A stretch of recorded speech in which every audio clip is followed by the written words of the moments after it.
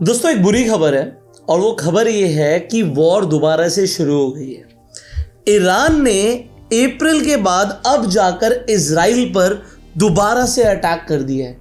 कल रात जब आप सो रहे थे तब 7 जून को, अब देखो मैंने आपको बताया था कि ये जो भी बड़े एस्केलेशंस होते हैं ना, ये सैटरडे संडे होते हैं और बड़े सोच समझ के होते हैं क्योंकि ग्लोबल मार्केट्स बंद होती हैं।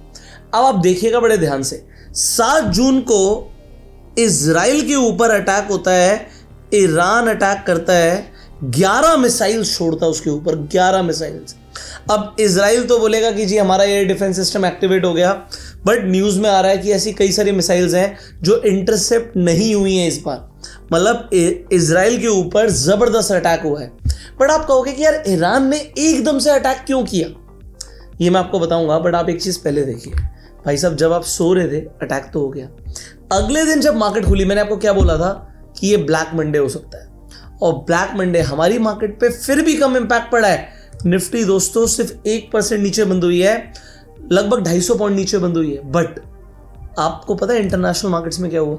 सबसे पहले जो लैंड ऑफ राइजिंग सन है, मतलब जापान की मार्केट खुलती है सबसे पहले पूरे विश्व में, जापान की मार्केट आज 3.8% नीचे बंद हुई है। ये भी इतना इंपॉर्टेंट नहीं है जितना इंपॉर्टेंट है भाई साहब, ये क्या हो गया 8% एक दिन में। साउथ कोरिया की मार्केट एक दिन में 8% गिर गई, 8%। It is not a joke. 8% गिरना बहुत बड़ा, मतलब आप देखो क्रैश है। अब यहां पर दोनों इंपैक्ट साथ में आ गए। एक तो फ्राइडे को नैस्डैक नीचे बंद हुआ था 4%, जो मैंने आपको पहले ही बता दिया था, और उसका इंपैक्ट प्लस ये जो वॉर दोबारा से शुरू हुई है, दोनों का इंपैक्ट आज सीधा इस बाजार पे पड़ गया। अब 8% नीचे बंद होना, अगर आप इसे ब्लैक मंडे नहीं कहेंगे तो ये क्या है? इसके साथ साथ आप देखिए हैंगसेंग, मतलब हांगकांग का मार्केट 1.2% नीचे था, निफ्टी 1% नीचे था। मतलब सारे ही इंडेक्सेस आज लाल में बंद हुए हैं। स्टॉक्स में बड़ी बुरी पिटाई हुई है आज की डेट में। बट अब समझते हैं कि क्यों ईरान ने इजराइल पर अटैक किया। तो इजराइल ने जो लेबनान की राजधानी है बेरूत, उस पर अटैक किया डिस्पाइट सीज फायर। मतलब सीज फायर चल रहा था, दोनों ने एग्रीमेंट किया हुआ था नहीं लड़ेंगे, बट इजराइल नहीं माना भाई। इजराइल ने जब अटैक किया, आप देखो सीज फायर के बाद 254 लोग, आप आर्टिकल देख सकते हो, 254 लोग मारे गए। ये जो आप वीडियोस देख रहे हो ना, अब मैं आपको ये वीडियोस दिखाता हूं। अब 8 जून को आज क्या हुआ है उससे पहले की ये वीडियोस देखना जरूरी है।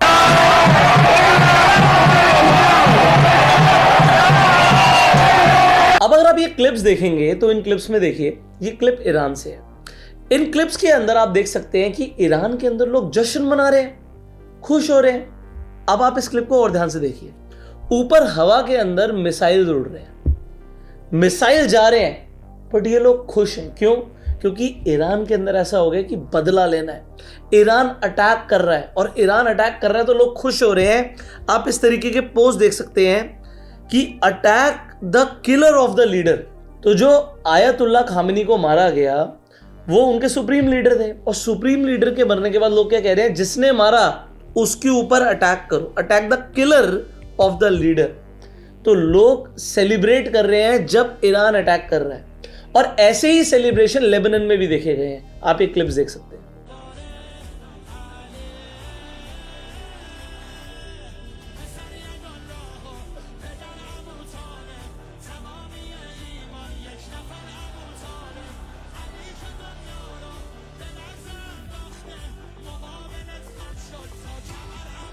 अब दोस्तों जो ग्लोबल मार्केट्स रिएक्ट कर रही हैं, नीचे घुस रही हैं, उसमें एक सबसे बड़ा फियर पता है क्या है? फियर है कि क्रूड ऑयल का दाम अगर बढ़ जाएगा तो क्या होगा। क्योंकि अगर अभी आप देखेंगे क्रूड ऑयल 94 के आसपास है, अब ये दोबारा से अगर 100 के ऊपर निकलता है तो एक बहुत बड़ी समस्या हो जाएगी पूरे वर्ल्ड के लिए।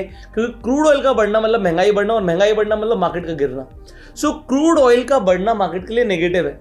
अब अगर वॉर दोबारा से शुरू हो रहा है तो डेफिनेटली क्रूड ऑयल दोबारा से 100+ जा सकता है, और अगर ये 120 के ऊपर निकल गया तो आप समझ लेना कि मार्केट्स गिर जाएंगी, इकोनॉमीज रिसेशन में जा सकती है। सो अगर आप क्रूड ऑयल में ट्रेड करना चाहते हो तो आप कैसे करोगे? अभी जैसे मैं शार्क एक्सचेंज के प्लेटफॉर्म पर आपको दिखा रहा हूं, यहां पर एक अच्छी बात मुझे क्या लगती है, अगर आप देखोगे इन्होंने ना सेगमेंट्स बना रखे हैं। जैसे एनर्जी का सेगमेंट है, यहां पर आपका ब्रेंट क्रूड ऑयल आप ट्रेड कर सकते हो, क्रूड ऑयल ट्रेड कर सकते हो, नेचुरल गैस ट्रेड कर सकते हो। सो एनर्जी का एक पूरा सेगमेंट है जहां पर आप जाके इन सबको ट्रेड कर सकते हो। जैसे अभी नेचुरल गैस 2% नेगेटिव है, सो आप यहां पर आप देखिए 50x की आपको लेवरेज मिल रही है और आप यहां पे ट्रेडिंग कर सकते हो। स्टॉक्स में, यूएस स्टॉक्स में भी आप ट्रेडिंग कर सकते हो। आज यूएस स्टॉक्स के अंदर थोड़ी सी रिकवरी देखने को मिल रही है क्योंकि फ्राइडे को तो मार्केट गिर गई थी। मेटल्स में आप ट्रेड कर सकते हो। यहां पर आपको यहां पर देखो गोल्ड सिल्वर तो और प्लेटफॉर्म्स में मिलेंगे, बट यहां पर प्लैटिनम, पैलेडियम ये सब भी मिल रहा है। तो आप यहां पे मेटल्स में, यूएस स्टॉक्स में और क्रिप्टो में तो ट्रेडिंग कर ही सकते हैं। एग्जाम्पल सैंडिस्क का अभी अगर आप शेयर देखोगे तो लगभग 4% ऊपर है। सो ये सब अगर आपको ट्रेड करना है, आपको 15x की लेवरेज मिलती है यूएस स्टॉक्स में। ये सब आप शार्क एक्सचेंज के प्लेटफॉर्म पे ट्रेड कर सकते हो। शार्क एक्सचेंज का लिंक मैं आपको डिस्क्रिप्शन पिन कमेंट में दे रहा हूं। अब देखो शार्क एक्सचेंज में बेनिफिट ये है कि यहां पर जो मेकर और टेकर की फीस है, मेकर की फीस है 0.016%, टेकर की 0.04%, जो बाकी प्लेटफॉर्म से रिलेटिवली कम है। और यहां पर एक इनका 30 डेज चैलेंज चलता है। अब अगर आप यहां पर देखोगे इन्होंने अभी तक कितनी फीस रिफंड करी है। पहली बात तो ये चैलेंज है क्या, अगर आप प्रॉफिटेबल होते हो तो आपको अप टू 30,000 हर महीने आपके वॉलेट में डायरेक्टली रिफंड कर दिए जाते हैं। अभी तक इन्होंने 7,18,00,000 रुपया ये रिफंड किया है। मतलब this is really very clear. इन्होंने अपनी प्लेटफॉर्म पर ही इसे मेंशन कर दिया है। इनके प्लेटफॉर्म पर जो प्रॉफिटेबल ट्रेडर्स हैं वो भी आप देख सकते हो। और ये देखिए rebate paid month by month कि कितना पैसा ये इन्होंने दिया है। जनवरी में 83 लाख रुपीस वापस दिया था, फरवरी में 96, मार्च में 1.29 करोड़, अप्रैल में 1.82 करोड़, मई में 2.2 करोड़। तो ये बिल्कुल क्लियर है। और अगर आप यहाँ पे प्रॉफिटेबल होते हो तो आपको एक सर्टिफिकेट भी मिलता है। ये सर्टिफिकेट आप स्क्रीन पर देख सकते हो। मुझे तो पता नहीं क्यों मेल आ जाता है थोड़ा बहुत यहाँ पर जो भी ट्रेडिंग हो रही है। सो उससे अगर आप प्रॉफिटेबल होते हो तो मंथ ऑन मंथ आपको सर्टिफिकेट्स भी मिलते हैं। और जो ये आपका रिफंड बैक आता है ना पैसा, ये आप डायरेक्टली विड्रॉ कर सकते हो। तो शार्क एक्सचेंज का लिंक भी डिस्क्रिप्शन पिन कमेंट में है। अगर आपको क्रिप्टो में ट्रेडिंग करनी है तो आप डेफिनेटली यहाँ पर जाके कर सकते हैं, नॉट अ प्रॉब्लम। अब चलते हैं फाइनली इंडिया ने क्या बोला है। अभी आपने कुछ एड्स देखी होंगी, कुछ रील्स भी चल रही थी इंस्टाग्राम पर कि ईरान ने बोला है कि इंडियन स्टूडेंट्स या पूरे ग्लोबल जो स्टूडेंट्स हैं वापस आ जाइए, ईरान की यूनिवर्सिटीज खुल रही हैं। जो इंडियन मेडिकल स्टूडेंट्स हैं जो ईरान में एमबीबीएस कर रहे हैं, तो आज उनकी यूनिवर्सिटी से नोटिस आई है जिसमें जो 7th और 8th सेमेस्टर के स्टूडेंट्स को वहां ईरान बुलाया गया है। बट अब इंडिया ने क्लियरली बोला है भैया लीव इमीडिएटली। हो सकता है ईरान के ऊपर कोई बड़ा अटैक हो। और जब मैं वीडियो बना रहा हूं आपको लग रहा होगा इजराइल चुप बैठेगा, नहीं भाई, इजराइल ने अटैक करना शुरू कर दिया। जिस वक्त मैं वीडियो बना रहा हूं इजराइल ने ईरान पर भी अटैक करना शुरू कर दिया है। इंडिया ने बोला है कि भाई निकल जाओ। क्यों? क्योंकि अभी टेंशंस एस्केलेट हो रही हैं, और टेंशंस क्योंकि एस्केलेट हो रही हैं तो कल को फ्लाइटें भी नहीं मिलेंगी। तो निकलने का ये अभी इंडियन गवर्नमेंट ने क्लियरली बोला कि निकल जाइए। अच्छा, अब एक चीज देखिए, यूएस इंटेलिजेंस कितनी खतरनाक है। यूएस इंटेलिजेंस ने पहले ही वार्न कर दिया था कि जो आईआरजीसी है, इस्लामिक रेवोल्यूशनरी गार्ड कॉर्प्स हैं, ये एक बड़ा अटैक प्लान कर रहे हैं इजराइल पर। आप ये स्क्रीन पर पोस्ट देख सकते हैं। तो बताओ, यूएस पहले ही वार्न कर रहा है, अपने सिटीजन्स को वार्न कर रहा है। उसे पहले ही पता है कि ऐसे अटैक होने वाला है। भाई अटैक होने वाला है तो रोक भी लेना चाहिए। और देखिए इसमें ट्रंप ने, मीडिया आपने कई सारे न्यूज़ चैनल पे भी सुना होगा कि ट्रंप ने बहुत खरी खोटी सुनाई है नेतन्याहू को। इनफैक्ट गालियां देके बोला भाई तू क्या कर रहा है, तू क्यों अटैक कर रहा है, तूने लेबनान पे अटैक रोकना चाहिए, सीजफायर की बात है। तो जो पीस टॉक्स चल रही हैं इन्हें क्यों खराब कर रहा है। बट मैंने आपको बताया था यूएस खुद नहीं चाहता पीस टॉक्स हो, क्योंकि यूएस का फायदा ही नहीं है अगर ये वॉर रुक जाएगा तो, क्योंकि क्रूड ऑयल का दाम गिर जाएगा। उसने जो वेनेजुएला पे कब्जा किया उसका तेल महंगा बिकेगा नहीं, ये मैंने आपको पहले समझाया था। तो अब पॉइंट यहां पर ये है, एक यूएस ने और धमकी दे दी है, इनडायरेक्टली दी है। कैसे दी है? यूएस के जो ट्रेजरी है स्कॉट बेसेंट, उन्होंने क्या बोला है, ये जो ईरान अटैक कर रहा है ना गल्फ कंट्रीज पे, ऐसा है इसके फंड्स फ्रीज हैं, हमने फ्रीज कर रखे हैं फंड्स, और वो फंड जो है ना हम ईरान को वापस देंगे ही नहीं। ये जिन कंट्रीज पर अटैक हो रहा है इंक्लूडिंग इजराइल, ये पैसा हम गल्फ कंट्रीज को, इजराइल को दे देंगे।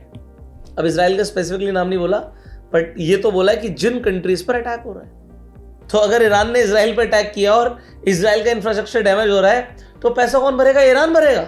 वाह जी वाह यार, ये आप समझो चल क्या रहा है। अब हमें समझना है कि मार्केट की सिचुएशन अभी थोड़ा सा ठीक नहीं है। जैसे अगर आप निफ्टी की बात करोगे, आंखों से एक ट्रेंड लाइन दिख रही होगी आपको, तो ये ट्रेंड लाइन क्या बता रही है कि भाई जब तक कम से कम 23,800 के ऊपर मार्केट नहीं निकल रही, अभी आप बुलिश पोजीशन मत बनाइए। मार्केट में दबाव है, तनाव है। इसके साथ साथ अगर मैं एक सिंपल सी एनालिसिस करूं आपके सामने, ठीक है, सो अगर मैं बिटकॉइन की बात करूं, आज आपको बिटकॉइन लग रहा होगा हल्का फुल्का रिकवर मार रहा है, भाई अभी ट्रेंड कुछ ज्यादा ही नेगेटिव है।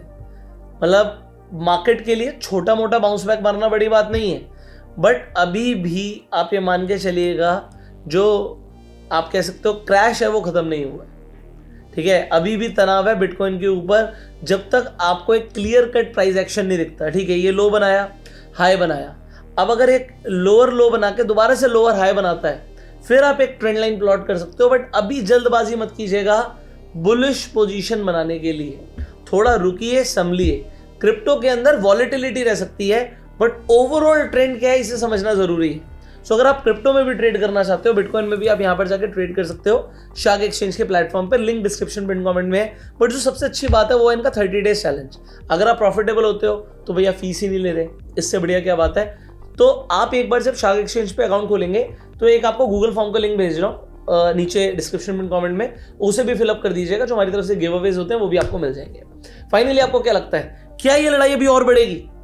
क्या स्टॉक मार्केट अभी और गिर सकती है? आपको थोड़ा सा एनालिसिस करनी है और कमेंट करके मुझे बताना है कि अगर बिटकॉइन यहां से मूव करेगा, अगर गिरता है तो कितना गिर सकता है, अगर ऊपर जाता है तो कितना ऊपर जा सकता है। और एनालिसिस के साथ बताइएगा, जिसकी एनालिसिस मुझे सबसे अच्छी लगेगी उन्हें हमारी तरफ से जो हमारी बुक है ना कैंडलस्टिक पैटर्न के ऊपर, ये एज अ गिव अवे दी जाएगी। आपका जो कमेंट होगा उसमें हमारी टीम रिप्लाई करेगी, आपकी ईमेल आईडी मांगेगी और उस ईमेल आईडी पर आपसे कॉन्वर्सेशन करके ये बुक में हम आपके घर पे भेजेंगे। फाइनली इस वीडियो को लाइक कीजिए, subscribe this channel, click on the bell icon. You go self made and Jai Hind.